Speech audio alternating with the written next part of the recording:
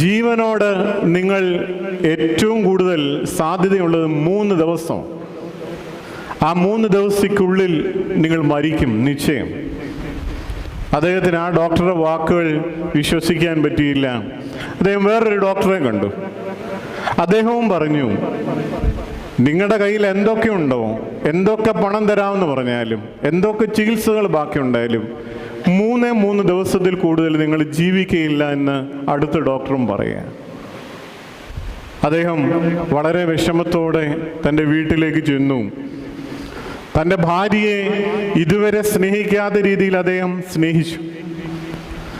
പിണങ്ങിപ്പോയ മക്കളെയൊക്കെ കൂട്ടി വരുത്തി, അവരോടൊക്കെ ആഹാരം കഴിച്ചു, അവരോടൊക്കെ സന്തോഷമായി സംസാരിച്ചു. തൻ്റെ അയൽവക്കത്ത് കെട്ടിയിരുന്ന വലിയ വേലികളൊക്കെ അദ്ദേഹം പൊളിച്ചു കളഞ്ഞു. അവരെയും തൻ്റെ വീട്ടിലോട്ട് വിളിച്ചു. തൻ്റെ ഓർമ്മയിൽ